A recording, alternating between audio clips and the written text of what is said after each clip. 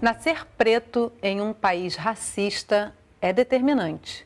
É um indicador severo das oportunidades que serão alcançadas na vida e, em tempos de pandemia, pode ser a diferença entre viver e morrer. Não faltam estudos que comprovam isso e dados recentes sobre a mortalidade por Covid-19 só vêm confirmar a desigualdade que já existia. Hoje a gente vai trazer esses dados e conversar sobre a pandemia nesse país racista chamado Brasil. O Sala de Convidados começa agora. Não tem como esconder o que a gente está vivendo. A taxa de mortalidade por Covid-19 para a população negra é 80% a 60% maior quando comparada para a população branca. E quem está nas UTIs são as pessoas mais pobres, logo um contingente muito grande de usuários negros. A gente ainda reproduz uma cultura do império, que inferioriza as pessoas pela cor da pele, que explora as pessoas, um lado desumano. É muito importante que nós tenhamos o quesito raça-cor para que a gente possa pensar políticas públicas específicas para esse pós-pandemia. Conversando comigo hoje pela internet sobre a pandemia em um país racista, Jurema Werneck, diretora executiva da Anistia Internacional Brasil, Michele Ribeiro, psicóloga e ativista da Articulação de Organizações de Mulheres Negras Brasileiras, e Roberta Gondim, professora e pesquisadora do Departamento de Administração e Planejamento em Saúde da Escola Nacional de Saúde Pública Sérgio Arouca, da Fiocruz. E a sua participação é importante demais para essa conversa. Se você tem uma experiência para compartilhar, conta para a gente. Você pode mandar uma pergunta também para as nossas convidadas. Encaminha para mim pelo WhatsApp 021 997018122, pelas redes sociais do Canal Saúde. Michele, Jurema, Roberta, muito obrigada pela presença de vocês aqui, ainda que à distância, para a gente debater esse assunto tão importante e tão presente no Brasil. Não é de hoje, né, Jurema? Eu queria começar com você trazendo um pouco do balanço dos direitos humanos no Brasil nesse momento de pandemia. Olha, Yasmin, muito obrigada pela oportunidade. A oportunidade de também estar aqui com você, com Michele, com Roberta, debatendo esse assunto que está na ordem do dia. Bom, no Brasil, se a gente fizer um balanço de direitos humanos no Brasil, é bom lembrar que o Brasil sempre recebeu nota baixa, se a gente pode dizer assim, né? O Brasil, como você disse, esse país racista, é um país, o racismo, através do racismo, o racismo é uma ferramenta para se violar direitos humanos. Indígenas, negros, vivem em condições aquém daquilo que tem direito. Não é? Nesse momento, muito mais agudo, que a gente tem uma pandemia que pegou de surpresa a maioria da população, mas não deveria ter pego de surpresa muita gente do setor saúde. Não é? Na pandemia, a gente está vendo esses absurdos, essas violações de direitos humanos se exacerbarem, tanto no Brasil quanto fora do Brasil. Não é apenas no Brasil, é importante dizer. O que a gente vê as altas taxas de morte, que a gente vai falar ainda nessa conversa, elas têm a ver também com a violação de direitos humanos, né? Porque saúde é um direito.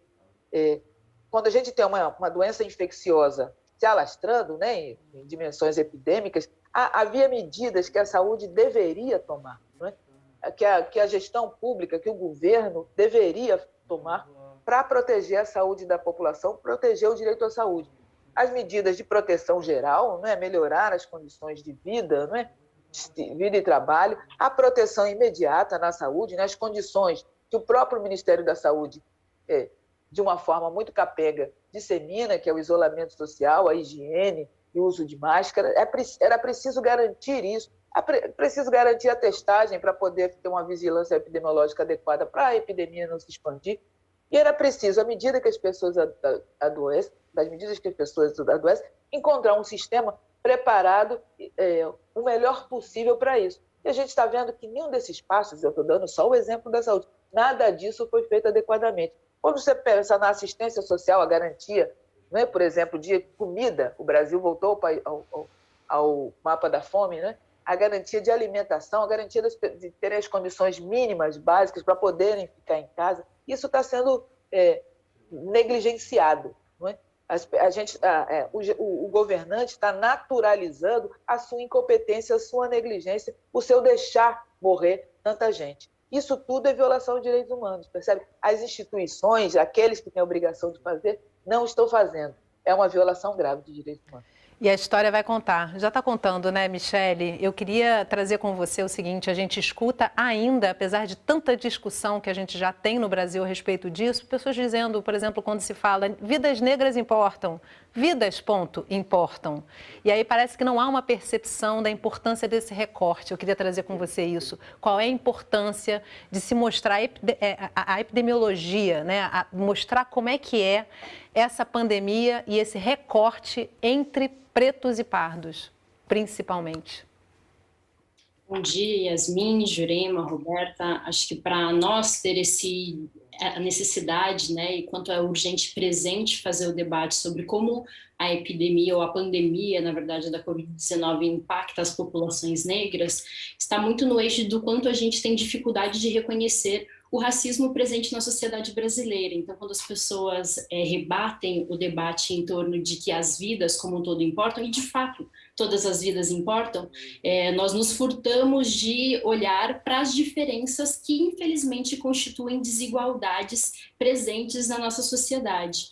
O impacto que a pandemia da Covid-19 tem na sociedade brasileira, na verdade, apenas dá mais luz às imensas dificuldades e desigualdades que estão presentes no país.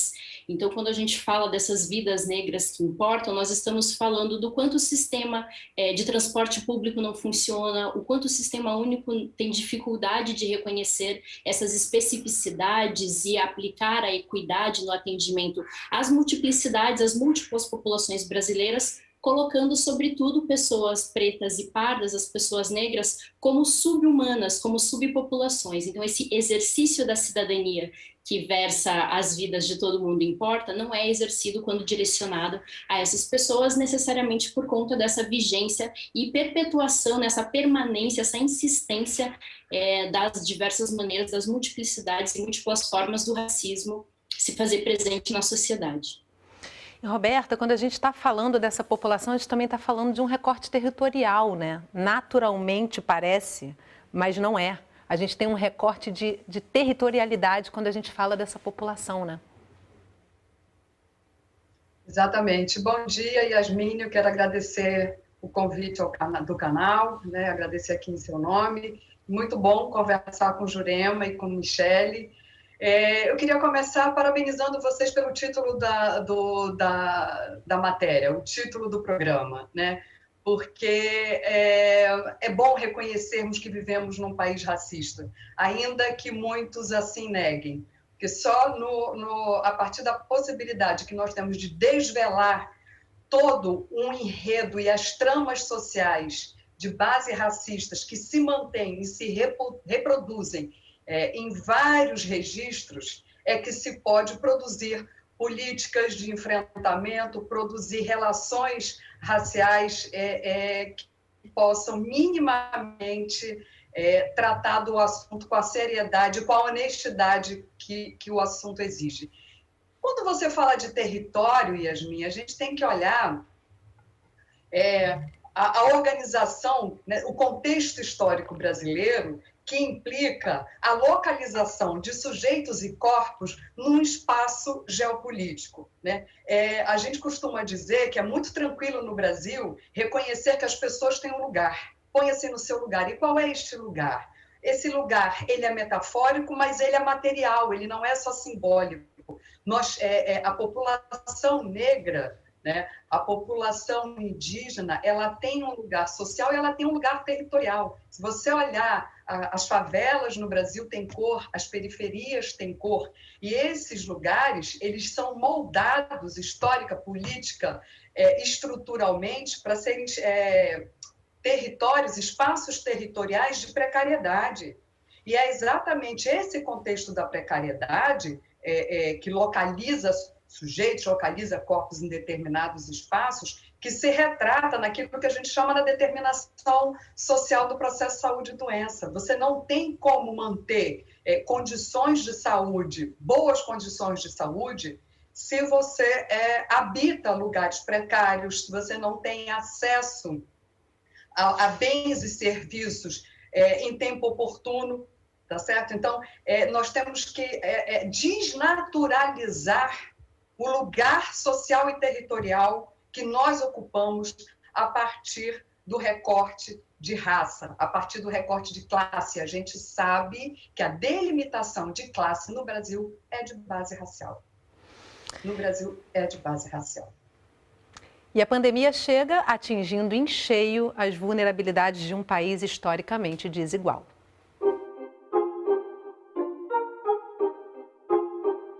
Por trás dos números crescentes de vítimas da Covid-19, uma parte significativa da população que já estava em desvantagem com relação aos cuidados com a saúde. Pessoas pretas e pardas, mais carentes e pobres, que já enfrentavam no dia a dia problemas antigos, como a falta de saneamento, água tratada e a precarização do trabalho. Somos o segundo país mais desigual do mundo e durante a pandemia isso ficou escancarado, né? As mazelas sociais, as desigualdades, houve um incremento aí da pobreza, né? Então toda essa crise ela tira o véu, né? Eu acho que quem não queria enxergar não tem como esconder o que a gente está vivendo. Brasileiros que precisam escolher entre se proteger do vírus e garantir o alimento na mesa. A gente tem que lembrar dos ônibus, do transporte público, dos trens, né? Onde essa população mais carente, majoritariamente negra, precisa se lançar nela, sabendo que pode se infectar, mas sem opções de ficar em casa, né? E precisando fazer isso para a sobrevivência. Quer dizer, quantas milhares de pessoas fazem isso diariamente? Para Silvia Santiago, a Covid-19 coloca luz nas dificuldades de acesso a políticas de saúde e prevenção de doenças. Aprovada em 2006 pelo Conselho Nacional de Saúde, a Política Nacional de Saúde Integral da População Negra nunca foi de fato implementada na maior parte dos municípios. A gente sabe da altíssima mortalidade por doença cardiovascular da população negra e também o acometimento da obesidade, do diabetes, né? E essas doenças se mostraram, quando não controladas, um fator a mais de risco. Essas pessoas ainda não tiveram a oportunidade de terem suas doenças crônicas bem controladas para terem uma outra possibilidade de enfrentamento da doença. A professora de saúde coletiva da Unicamp ressalta que quando conseguem acesso ao serviço de saúde, esses pacientes já chegam com a Covid em estágio avançado, com comprometimento pulmonar e de outros órgãos, reduzindo chances de sobrevivência.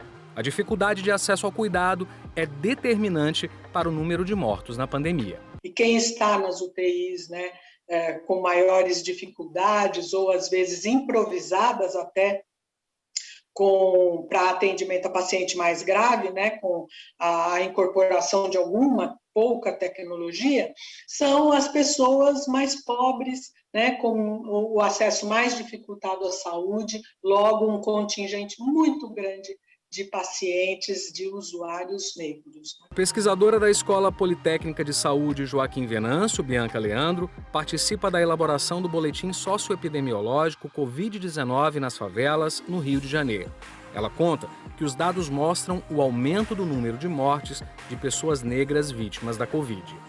Desde o final do ano passado e o início deste ano, se observou que a taxa de mortalidade por Covid-19 para a população negra é 80% a 60% maior quando comparada para a população branca. Então, esse início de ano, a gente está observando uma maior mortalidade da população negra.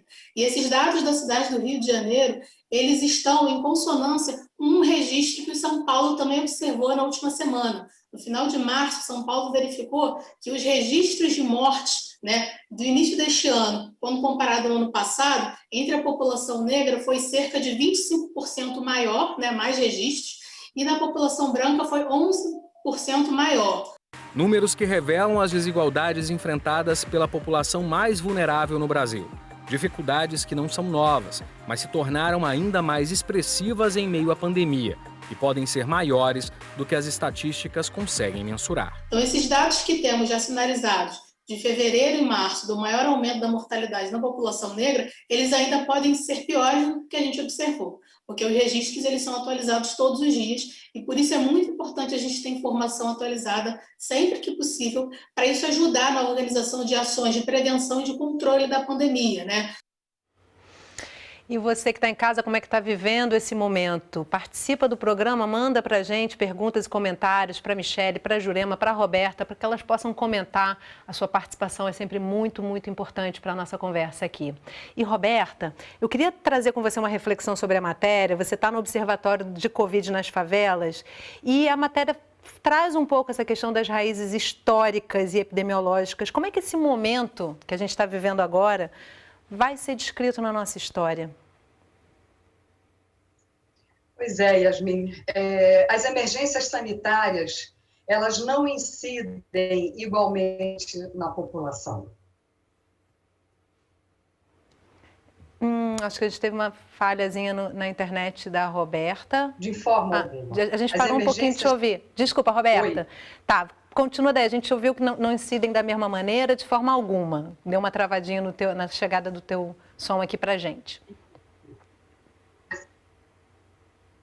As emergências sanitárias, Yasmin, elas vêm para escancarar, para expor ainda mais toda a matriz de desigualdade sobre a qual nós vivemos, né, em berço esplêndido.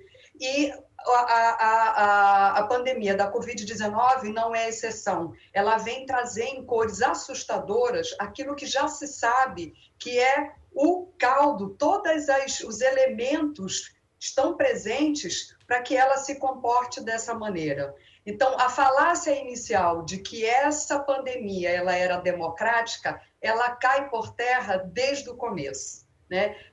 Desde março e abril que nós começamos a fazer um monitoramento, logo no início das primeiras semanas epidemiológicas, do monitoramento dos principais indicadores da Covid-19, né? Diagnóstico, tratamento, mortalidade, letalidade, e o que nós vimos? A chegada da Covid no Brasil, ela segue exatamente esse enredo e essa trama social da qual eu falei. Ela é importada por aqueles que podem, por corpos que circulam, né, do ponto de vista geopolítico, que transitam no mundo de uma maneira que outros corpos não transitam, e aí eu estou falando de uma elite que pode ir ao norte global, de uma elite que importou a doença para o Brasil. Então, os primeiros dados, a gente vê que a incidência e, consequentemente, a mortalidade incide sobre a população branca urbana.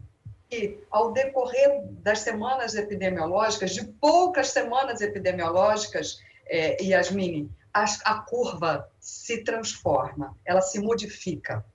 A população negra a curva passa a ser ascendente, assumindo números alarmantes, e a curva da população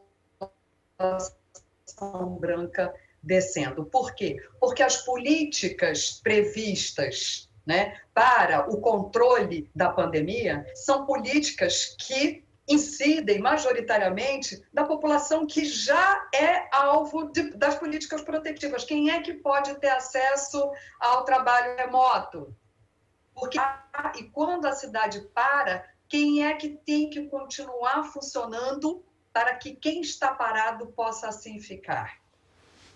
É a população que é alvo do trabalho precário, são os entregadores, são as pessoas que precisam usar o transporte público, que ao invés de melhorar, piora, aumenta o nível de aglomeração.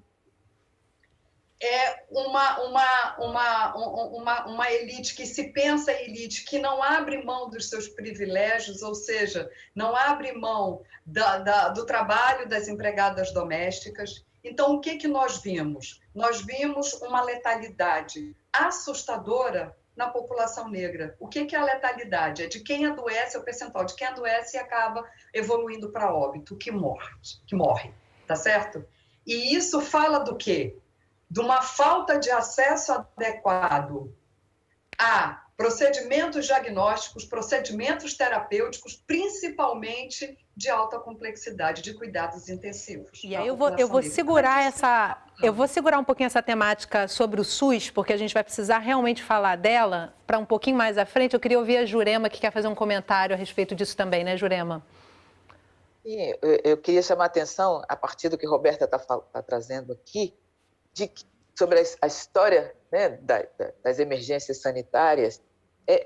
É uma tendência histórica. O que eu estou tentando dizer é que não havia quem não soubesse.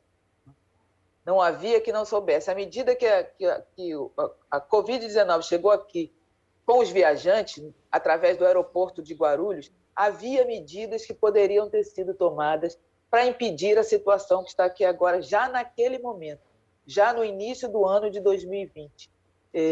Quando ela chegou na classe média dos bairros paulistas, já havia medidas que deviam ser tomadas, que deviam ser tomadas para impedir a gente chegar até agora. E essa coisa, entendeu? Essa negligência, esse deixar morrer, esse não se importar em cuidar com a vida dos nossos, dos meus, entendeu? Isso é isso que precisa ser denunciado e é isso que precisa ser rompido. Eu posso não saber, eu posso não ser epidemiologista, eu posso não ser nenhuma pessoa que entende de saúde, mas eu sei, a gente já sabia antes, o presidente já sabia, o governador já sabia, o prefeito já sabia, o ministro da Saúde, os secretários de saúde, os secretários e secretárias de assistência social, os secretários e secretárias de direitos humanos, os secretários de transporte, todo mundo já sabia que a gente chegaria aí e deixaram acontecer. Essa é a grave violação de direitos, essa é como o racismo opera, essa é a tragédia. É uma tragédia que precisa ser freada e precisa ser freada também nesse nível. A gente, na anistia, costuma repetir que mortes evitáveis têm culpas atribuíveis. A gente está vendo pedidos de impeachment, a gente está vendo ações no STF, a gente está vendo uma série de ações que, de certa forma, chegam tarde, mas ainda assim ainda podem salvar vidas. E, Michele, é importante a gente falar de privilégio nesse momento, né? Porque me surpreende bastante a gente perceber que muitas vezes parece que é essa população que tem que dar resposta, né? E, efetivamente, muitas vezes estão, sim, dando resposta nos territórios, com organização, na base realmente daquela comunidade, quando, na verdade, o principal estamos vendo o contrário acontecer, né? Os mais ricos ficando ainda mais ricos, os mais pobres ficando ainda mais pobres, e não se fala de privilégio e proteção dessa população que faz o Brasil girar, que faz o Brasil acontecer de fato, né? Acho que retomando um pouco do que Roberta e Jurema falaram, todas essas causas já são causas pré-existentes, né? Para a gente deixar muito nítido. Não há nenhuma novidade, não é uma novidade dizer agora que as populações negras morrem mais, porque já seguiam morrendo mais. Não é uma novidade dizer que as mulheres, aquelas que tiveram a possibilidade de estar mais tempo em casa, estão sofrendo mais violência, porque isso já acontecia, e dentre essas, as mulheres negras seguem sendo as que engrossam o caldo da violência doméstica. Quando a gente fala dessas situações, estruturas de privilégio, para além do que já foi dito, tanto na reportagem quando por nós até esse momento, é que todas as condições, elas acabam sempre tendo a forma de organização da sociedade, o racismo, ele é muito lucrativo. Ele é lucrativo porque mantém as pessoas conseguindo cada vez ampliar mais suas riquezas, ofertando trabalhos cada vez mais precarizados para essas populações. Ela garante, por exemplo, por meio dos territórios tradicionais, a retirada dos territórios de povos e comunidades tradicionais, quilombolas, indígenas, a garantia de acesso à água a essas outras pessoas que sempre tiveram esse acesso. As medidas tomadas desde a compreensão e assim, o importar de medidas consideradas de controle da pandemia da Covid-19, como isolamento, lavar as mãos, elas falam de uma população que não tem acesso à água, que não tem esse tempo para parar ou para ficar em casa, como já foi apresentado. Então, a gente está falando da situação de agravamento das vulnerabilidades. Dentro da perspectiva dos direitos humanos, nos territórios em que mais se tem os piores índices, os indicadores de direitos humanos, é onde os piores indicadores de saúde, é onde nós encontramos as maiores violações de direitos humanos. Então, tudo isso já era sabido antes da pandemia. E essas são estruturas de privilégio, são das localidades em que você tem menor acesso de saneamento básico, básico, né? Então, você tem menor quantidade de equipamentos públicos de saúde ou de equipamentos de assistência, onde você tem a maior violência seja ela policial ou esses diversos outros indicadores de violência. Então, quando a gente fala do agravamento das situações de morte, fala inclusive das pessoas que decidiram nesse momento sair de suas localidades. Por exemplo, a gente tem caso de mortalidade, um dos primeiros casos de mortalidade materna, né, em decorrência da Covid no interior da Bahia, em que a pessoa sai do Rio de Janeiro para ir para o interior da Bahia para dar uma festa. E dando essa festa, o esposo dessa pessoa e ela também que prestaram serviços nessa festa acabaram sendo contaminados pela Covid e ela veio a óbito por conta disso, ela é gestante. Então, nós estamos falando do quanto essa população, inclusive nesse mesmo momento, nesse mesmo contexto pandêmico, cede com a manutenção das suas mesmas estruturas, não consegue olhar para o lado, não consegue olhar, inclusive, a sua posição, retorna para si em diversos outros momentos, em diversos outros fatores, porque a manutenção disso, infelizmente, continua gerando riqueza. E acho que nós temos que dar mais atenção para os impactos dessas estruturas raciais na sociedade, como, por exemplo, a ausência de dados que nós tivemos desde o começo, desagregados por raça-cor. Isso também fala do quanto as informações não chegam, ou quando chegam, porque desde março, abril, nós já tínhamos esses dados, né, do impacto sobre as populações negras, ainda assim houve uma decisão pautada nos privilégios, que era não orientar as decisões com base no que os dados já apresentavam. Roberta, eu tenho mais um minutinho para fechar o programa, fechar o bloco e encerro ele com você. Queria fazer um comentário também. Tudo isso que a Michelle acabou de trazer é importantíssimo. O que a gente viu, tem muitos estudos que estão acompanhando esse comportamento, tanto epidemiológico quanto, por exemplo, na questão do trabalho. A Michelle trouxe uma coisa importantíssima: o racismo gera lucro. Né? Se tem um pilar que é de sustentação, base fundante do sistema do capitalismo, ou seja, de acumulação de riqueza, é no racismo, tá certo? E como é que a gente dialoga essa questão do racismo com a pandemia? Primeiro, é absolutamente perversa a romantização que boa parte da mídia faz do se vir aí. Né? Há uma romantização das populações que estão perdendo o trabalho, que estão perdendo acesso à renda, a partir do empreendedorismo. Isso é muito, muito, muito, muito, muito perverso. O que a gente viu? 879 mil pessoas perderam remuneração, ou seja, quase 1 milhão de pessoas perderam remuneração até o final do ano passado, dados do IBGE. E tem um estudo, Yasmin, da Unicamp, só para mostrar o quanto o sistema perverso ele se beneficia de momentos de crise. Um estudo da Unicamp mostrou que houve um aumento de 910% no número de pedidos que implicam em trabalho dos entregadores, tá certo? E aí a gente imagina, quem é que vai entregar? É aquele contingente que perdeu a renda. São eles que têm que se sujeitar. Ok, então, mas conseguiram uma renda alternativa. Você imagina, quase 1000% no número de pedidos, aumentou a renda. Não, houve um decréscimo no índice de remuneração de quase 60%.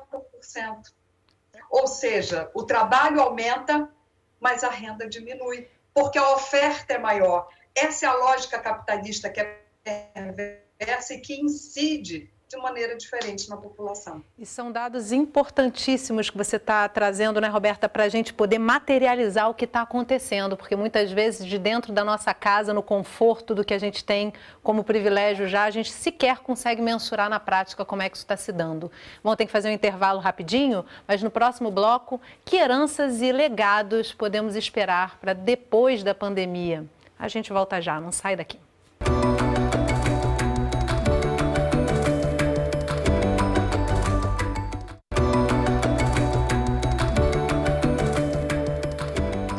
O Sala de Convidados está de volta conversando sobre a pandemia em um país racista. Comigo via internet, Jurema Werneck, diretora executiva da Anistia Internacional Brasil, Michele Ribeiro, psicóloga e ativista da Articulação de Organizações de Mulheres Negras Brasileiras, e Roberta Gondim, professora e pesquisadora do Departamento de Administração e Planejamento em Saúde da Escola Nacional de Saúde Pública Sérgio Arouca, da Fiocruz. E se você ainda não participou no primeiro bloco, a hora é agora, manda suas perguntas e seus comentários para a gente. Eu recebo e incluo aqui na nossa conversa. Você pode encaminhar pelo WhatsApp 021 99701 8122 ou pelas redes sociais do Canal Saúde. Heranças de uma sociedade que nunca deixou de existir. Escravocrata e desigual. O peso de não ter mudado o rumo da história se torna maior na pandemia. O que a gente está vivendo hoje nada mais é a reprodução de uma cultura que não surgiu hoje. A gente ainda está sob os efeitos, do legado perverso do sistema de escravocrata que foi implantado aqui. O Brasil foi o país que mais recebeu escravizados. Passados 133 anos, a gente ainda reproduz uma cultura do império, que inferioriza as pessoas pela cor da pele, que trata as pessoas como serviçal, que explora as pessoas, um lado desumano. E durante essa grave crise sanitária, ONGs, coletivos e empresas buscam possibilidades de criar alternativas que muitas vezes dependem apenas do primeiro passo de cada indivíduo. O debate está aí na mesa. Eu acho que as soluções não estão prontas, eu acho que é um processo de construção, mas eu tenho a esperança que disso tudo emerja uma nova consciência das pessoas, sobre o seu papel de cidadão, o seu papel de mais protagonismo em ser agente de transformação. Reclamar não basta, vai lá e faz. O que eu posso fazer que está ao meu alcance, dedicando tempo, energia, conhecimento, relacionamento, dinheiro, que seja, para que a coisa ande. Laser conta que, com o agravamento do desemprego e dos índices de pobreza, mais do que nunca, empresas que dizem abraçar a diversidade podem mostrar a que vieram. Muitas empresas já há 4, 5 anos se manifestaram em prol de diversidade e inclusão, e agora é o teste de fogo. Será que você é pró-diversidade e inclusão, vai manter o seu compromisso? Porque agora era a hora de mover a máquina, a organização em prol desse propósito, seja contratando mais pessoas oriundas desses grupos de minoria, colocando a sua área de responsabilidade social para apoiar esses empreendedores, líderes desses negócios que são de grupos de minoria, ações de impacto para geração de renda, emprego. É uma oportunidade das empresas tirarem a camisa P de responsabilidade social e colocar a camisa GG que o momento exige. Tempo também de refletir sobre políticas públicas que possam alcançar a todos. Eu espero ainda que a imprensa coloque muita luz em relação ao transporte público e que a gente possa avançar em relação ao transporte público, que estados e municípios assumam responsabilidade em relação a isso, então que a gente possa ter um avanço também em relação a essa necessidade, do trabalhador e das pessoas em geral, e os serviços. Os serviços de saúde também se organizarem de uma maneira mais equânime. Para Maria Silvia, é preciso ir além e pensar já no pós-pandemia. A preocupação está com as sequelas causadas pela Covid-19 e os novos desafios que serão enfrentados por uma população que sempre esteve em desvantagem. É muito importante que nós saibamos quem são essas pessoas, que nós saibamos, que nós tenhamos o quesito raça-cor, para entender de que forma essa Covid acometeu a população e também para que a gente possa pensar políticas públicas específicas para esse pós-pandemia. Eu não vou ver muito das transformações que eu gostaria em vida, mas pelo menos fica um legado para o meu filho, para o meu neto, e cada geração precisa dar a sua parte. Para a gente ter esse legado, a gente precisa falar muito sobre racismo, ser antirracista, e a sua participação no programa de hoje é essencial para que a gente possa prolongar esse debate, fortalecer esse debate. Então, não deixa de encaminhar suas perguntas e comentários para a gente. Eu já começo o bloco trazendo aqui a participação da nossa audiência, Michele. Eu tenho 2 perguntas para você, vou fazê-las juntas. Aquatune Ferreira mandou para a gente via Zap. Gostaria que Michele Ribeiro pudesse comentar quais têm sido os desafios para acesso à vacina por grupos prioritários, como comunidades tradicionais quilombolas e pessoas negras convivendo com HIV. E também se Michele poderia compartilhar como as organizações de mulheres negras têm contribuído para o combate à pandemia. Importante essa questão da participação social, né, Michele? Que muitas vezes se coloca num espaço ali que o Estado não está ocupando efetivamente, né? Sim, de forma muito direta. Acho que é importante lembrar, e principalmente o movimento de mulheres negras utiliza muito uma frase que nossos passos vêm de longe, né? Não é apenas diante da pandemia que as organizações e movimentos sociais negros, sobretudo, têm atuado. Nós atuamos há muito tempo, inclusive apresentando essas necessidades de correções de rota, que sirvam de forma muito ampla, claro, que tenham por foco as mulheres negras, as populações negras, mas que acabam servindo de redirecionamento para conseguir abarcar as diversidades e as multiplicidades, na verdade, das populações brasileiras. Nesse contexto, não é diferente. As organizações têm se estruturado para pensar não apenas campanhas específicas em torno, por exemplo, da manutenção do auxílio emergencial, compreendendo essa imensa necessidade e a situação de precarização dos trabalhos e do desemprego, mas tem organizado também, juntamente com diversos outros coletivos e organizações, por exemplo, a mobilização em torno da distribuição de alimentos, que a fome voltou, na verdade, cada vez mais, acho que ela nunca foi embora, mas a fome tem se agravado cada vez mais, as pessoas têm passado fome e esse processo da distribuição de alimento tem sido muito importante, assim como dos kits de higiene de uma forma muito diversa. E acho que tem uma coisa que é muito importante em pensar sobre como as organizações e movimentos de mulheres negras se organizam para essa distribuição, que é pensar a organização da cesta básica priorizando as dinâmicas, inclusive de segurança alimentar e nutricional.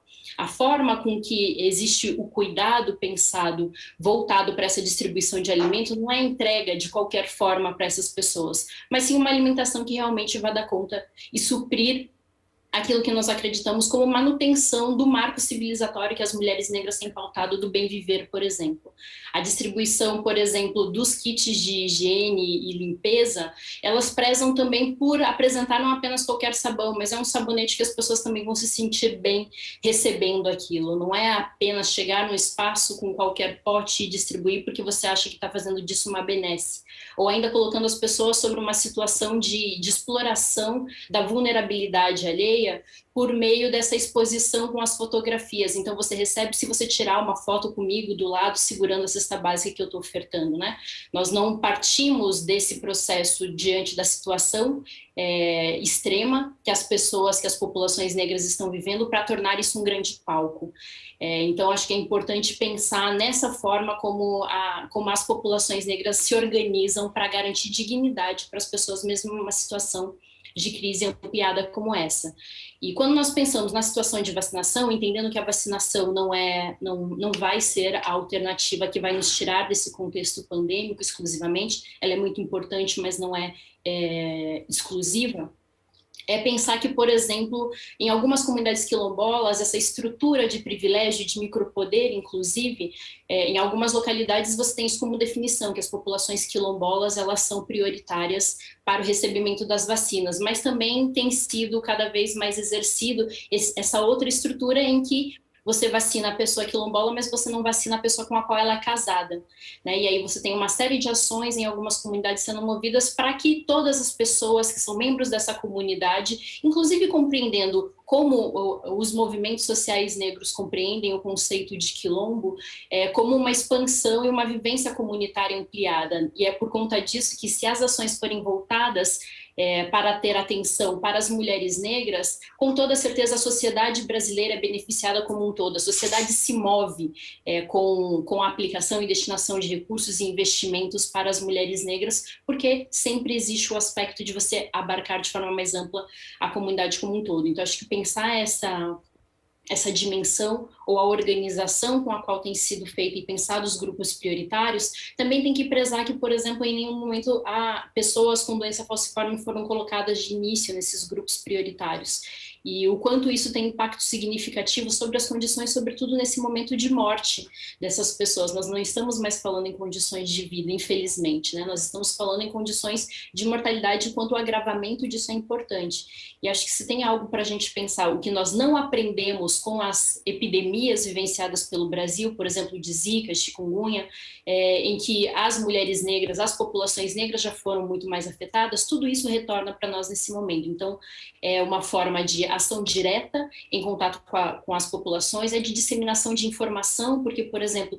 diversos coletivos foram pensar como é que essas informações que ultrapassassem lave a mão e permaneça em casa, por exemplo, em comunidades que não têm condições, não têm acesso à água, não podem lavar a mão com essa frequência, ou então que não podem ficar em casa, ter outras estratégias comunicacionais para que a informação chegue com potência nessas populações negras. Então, o movimento social negro e as mulheres negras têm com toda certeza trazido mais inovações e tecnologias sociais para o enfrentamento à pandemia muito mais eficazes, né? Então, se houvesse uma disposição para aprender com as mulheres negras, sem sombra de dúvida, nós estaríamos numa outra situação. Jurema, já ia mesmo passar para você, quero ouvir teu comentário, mas eu queria incluir, para que você também traga na sua fala, um pouco dessa questão da participação, né, da sociedade nas propostas para proteção nesse momento. Até que ponto elas podem ir e o quanto é importante que o Estado ocupe seu lugar, trazendo essa população engajada para essas políticas, né? Ou seja, em que medida também se começa a ter uma visão de que a própria sociedade se organiza e resolve situações que deveriam estar inseridas em políticas e com políticas, né? Obrigada, Yasmine. Eu queria, concordando plenamente com tudo que Michele falou, eu queria complementar, ou melhor, sublinhar algo, né, na resposta que Michele deu para a Qualtuni sobre vacinação, as dificuldades de vacinação da população negra. Eu quero chamar a atenção para 2 ou 3 fenômenos. As cenas muito confortadoras das televisões de idosos e idosas sendo vacinados, e a gente viu, começou, né, com os centenários, os nonagenários, as pessoas de 80 anos depois, e a gente viu aquelas cenas lindas, né, das pessoas sendo vacinadas, mas a gente viu também que aquelas pessoas eram brancas. Nós vimos que teve gente que não reparou, mas eu acho que a boa parte das pessoas reparou que eram pessoas brancas. Esse é um retrato da desigualdade, não é? Que a Qualtuni pergunta, dificuldade da vacinação da população negra. Ali tem uma dificuldade, mas a dificuldade não era apenas que os mais velhos quilombolas estavam tendo seu direito à vacinação sonegado, mas também tinha uma outra dificuldade, que é a gente morrer mais cedo e a gente não ter o direito de chegar aos 80, aos 90, aos 100 anos. Então, não é? Tem uma carga da força do racismo destruindo vidas ali, criando dificuldades para a gente ser vacinado aos 90 anos. Um outro fenômeno que a gente está vendo nas dificuldades de vacinação é a desassociação entre risco e prioridade, não é? A gente viu que os idosos têm mais risco e se começou a vacinar os idosos. Mas existem outras populações de alto risco, está aí as taxas, né, que a Fiocruz, a INSP traz, de mortalidade nas favelas, né, as mortalidades de pessoas negras, ou seja, está demonstrando que nós, pessoas negras, temos maior risco. Né?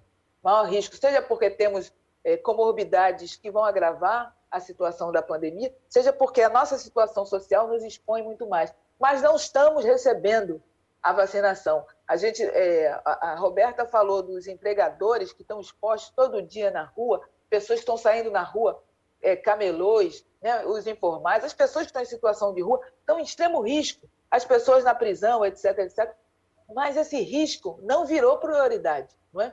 Ainda que o dado de risco seja um dado importante para a definição de prioridade, esse dado está sendo negligenciado até agora, Qualtuni. Daí uma dificuldade. A dificuldade é o privilégio que o racismo confere aos gestores escolherem, apesar do risco, que são outras pessoas que vão ser vacinadas. Aí, Yasmine, você fala da participação, né?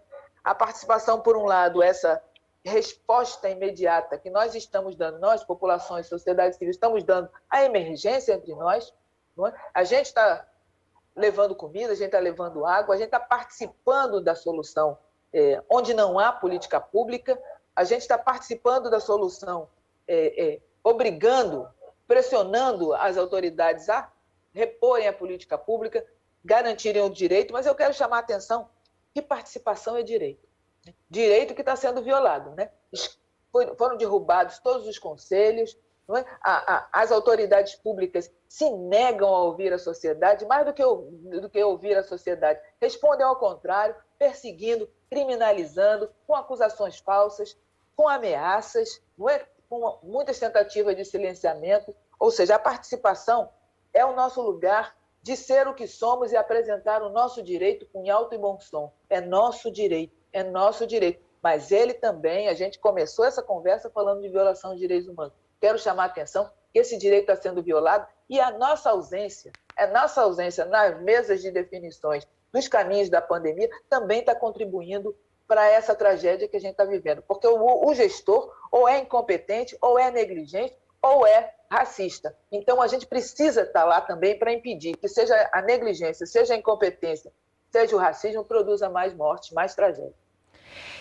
Roberta, a gente queria voltar a um tema que você trouxe lá no primeiro bloco, SUS. E aí eu queria falar de uma questão polêmica para quem está acompanhando a nossa conversa poder entender um pouquinho. Vacinação pelo setor privado, empresas comprando vacinas. Por que isso afronta o que a gente tem como construção do Sistema Único de Saúde, que agora está sendo tão exaltado como uma política tão importante, né? Na hora que um grupo de empresários compra, se é que vão conseguir comprar, né? Porque, na verdade, os grandes laboratórios sequer estão vendendo para empresas, então vão ter que arrumar aí um meio para driblar essa possibilidade, essa impossibilidade, né? Agora, o que isso representa socialmente e dentro da nossa grande conquista, que é o Sistema Único de Saúde? Pois é, Yasmin, novidade zero, né? Novidade zero que se tenha manifestação de uma elite econômica tentando imprimir políticas que privilegiam o acesso aos bens, aos serviços e às ações protetivas. Novidade zero. Isso é uma ferida constitucional. Você produzir acesso diferenciado à imunização, vinculado à capacidade de pagamento, né, de determinados segmentos populacionais, é uma ferida na nossa Constituição, é uma ferida na Lei 8080 que funda o SUS. Né? Eu acho que você desconstrói as bases universais e republicanas que informam desde o seu nascedor da Política Nacional de Imunização. Né? Mas isso é a cara do Brasil. Né? A reportagem agora mostrou que nós mantemos as bases, né? Acabamos em parte, né, do ponto de vista legal, com o escravagismo, que tem no colonialismo a sua ancoragem, mas nós não destruímos todas as bases do que a gente chama da colonialidade, dos enredos e das tramas sociais e políticas da colonialidade. E ela se retrata exatamente na política de privilégios. Então, foi ótimo você trazer imunização. O que acontece? Acho que tem duas coisas que a gente pode falar sobre isso. Primeiro, o próprio sistema público, né, os gestores, como a Jurema trouxe, dissociam ou se resumem a uma análise de risco muito mais biológica, biomédica, do que social. Não faz uma discussão sobre vulnerabilidade. Porque se você fizer uma associação entre risco e vulnerabilidade, você produz outras referências de priorização para o sistema, para a Política Nacional de Imunização. Só que o que a gente está vendo? E aí tem estudos que já estão mostrando o acesso à imunização. Foi feita uma análise espacial por distrito do município de São Paulo, né?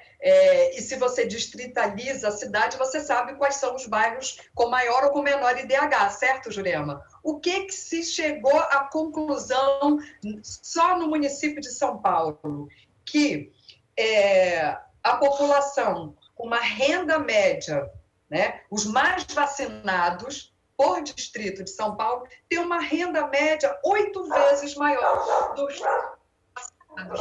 O que é isso? Se por dentro de um sistema que avoca a ser universal, republicano e equânime, você já produz desigualdade no interior do sistema. E quando você produz um acesso 100% privado, aí eu não sei dizer o que é, o que nós vamos encontrar, tá certo? E eu queria só retomar, vocês estão falando, sobre a questão das sequelas, né? A gente vai falar muito ainda, durante muito tempo, muitos anos para frente, das sequelas da Covid. Agora, as sequelas sociais da Covid, elas precisam ser pensadas agora e informar políticas sociais honestas, políticas sociais efetivas, porque essas sequelas também vão ser sequelas sociais e não só sequelas clínicas, elas vão ser e já estão sendo socialmente distribuídas de maneira desigual. E se engana então, quem pensa que tem que se pensar, se engana quem pensa tem que se pensar se engana quem pensa que vai sair ileso morando no Brasil, vivendo essa desigualdade toda, né, Roberta? Lógico que o impacto é sempre sobre a parte mais vulnerável da população, mas todo mundo que vive no Brasil vai conviver com essas sequelas. Eu queria, antes de finalizar o programa, Jurema, trazer mais uma participação da Hilda Gomes, que encaminhou para a gente via Instagram. Ela primeiro faz um comentário, diz: bom dia, sou Hilda Gomes, integrante do Comitê Pró-Equidade de Gênero e Raça da Fiocruz. Quero celebrar o importante debate e a excelência das convidadas. Ela também pergunta para a Jurema se coletivos que se reúnem em instituições são necessários para pautar uma agenda antirracista e capitalizar o debate. O contexto sociopolítico atual, ou se o contexto sociopolítico atual inibe essas iniciativas. Oi, Hilda, super obrigada pela pergunta. Eu acho que toda a participação é necessária. Como já vimos antes, os gestores, as autoridades estão negligentes ou incompetentes, ou as duas coisas juntas, mais o racismo, não é? Então, somos nós, são as pessoas preocupadas, as pessoas interessadas. Nós temos que exercer o nosso dever de participação, nosso poder e nosso dever de participação. Não estou dizendo que é fácil, não é? A gente vive nesse momento em que medidas autoritárias de perseguições estão acontecendo, né? Nas instituições públicas em geral, não é? O grupo que está dirigindo muitos dos governos e o governo federal tem optado por medidas autoritárias de controle, seus seguidores principalmente, de controles no nível local das instituições, perseguição, a gente viu perseguição nas universidades, está vendo perseguições em diferentes níveis do serviço público. Não é fácil, não é simples. Não é fácil, mas é necessário. Há que lembrar que quem está buscando atuar dentro das instituições não está sozinho. Nós estamos aqui do lado de fora para apoiar essa ação, para dar para fazer parte dessa corrente que sustenta a posição das pessoas que estão lutando. Eu queria aproveitar, Yasmine, para dizer também, no tópico ainda da vacina, e do privilégio, né, que você e Roberta estavam abordando, que a Anistia Internacional, junto com mais de 200 organizações, a gente está numa ação internacional para que, em torno desse tema das patentes, não é?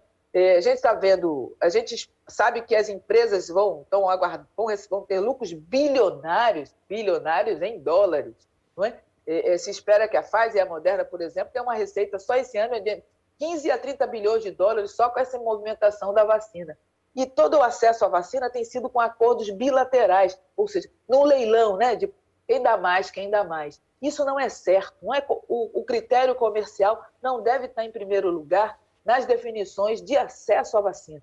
A gente está falando de privilégio, a gente está falando de injustiça, e é preciso que nós, sociedade, a gente continue se mobilizando também, porque não se pode deixar na mão das empresas e dos interesses de determinados governos aquilo que precisa ser direito de todo mundo, que é a proteção da vida, não é? E uma das ferramentas de proteção da vida é a saúde, é a vacina. Então, a gente precisa que ela seja acessível a todo mundo, em todas as partes do mundo. Até porque enquanto todos não tiverem protegidos, não tem como essa pandemia acabar, né, Michele? Quero te ouvir para a gente finalizar o programa com mais uma fala sua, a importância da gente pensar em todo mundo, né? Sem sombra de dúvida, e acho que olhar para esse todo mundo é também nomear quem faz parte desse mundo, né? A gente está falando das pessoas de forma bem... Foi retomada aqui, a gente trouxe, Roberta enfatizou, Jurema também, sobre essa necessidade de pensar prioridade para quem corre mais risco. Então, isso é mais do que significativo, mas a gente tem que também dizer uns nãos com muita contundência, né? O quanto a gente tem que dizer não nesse momento à fome e investir em outras estratégias que consigam garantir essa vida e possibilidades reais de qualidade, de condições de vida para as pessoas. Falado agora há pouco, né, da necessidade da quebra de patentes, de fortalecimento do Sistema Único de Saúde, não fortalecer o SUS de qualquer jeito, né? O SUS, da maneira com que ele está apresentado, ele não atende às necessidades das populações negras, por exemplo. Então, nós falamos de um SUS muito mais potente, que ele tenha realmente, por meio do princípio da equidade, consiga garantir visualizar as populações pela integralidade, com essa perspectiva de alcançar a universalidade tão preconizada dentro do Sistema Único de Saúde. Mas a gente tem que falar também, para além desses impactos todos, trazer o quanto é importante a mobilização social de uma forma ampla, trazer isso com muita potência, essa necessidade da mobilização social e de que a gente tenha essa manutenção e da responsabilidade, inclusive, do empresariado que tanto lucra com isso, de reverter e trazer isso para a população. Então, muitas são as organizações sociais e privadas que têm dito e falado muito. A gente iniciou conversando sobre o que era a ideia do Black Lives Matter, né, e de vidas negras importam, que realmente demonstrem nesse momento o quanto as vidas negras são importantes.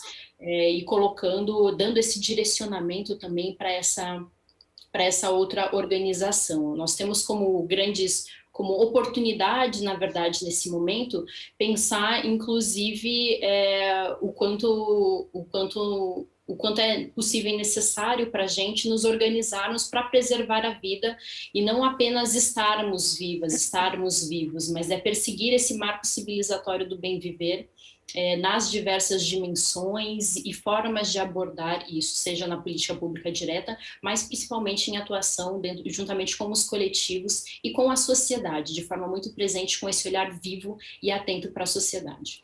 E viva o SUS, né, Michele, Jurema, Roberta, que seja universal de fato. Muito obrigada pela participação de cada uma de vocês aqui. Espero que a gente em breve se encontre para trazer boas notícias nessa temática que a gente conversou aqui. Ainda que o futuro nos pareça sombrio, a gente tem que continuar buscando que haja uma mudança nesse cenário, né? Muito obrigada a cada uma de vocês. E obrigada a você que acompanhou o programa de hoje. Se você quiser rever, baixar ou compartilhar essa conversa, entra no site do Canal Saúde, lá tem um acervo enorme com toda a nossa programação. E eu encontro com você na próxima semana para mais uma conversa super importante. Até lá!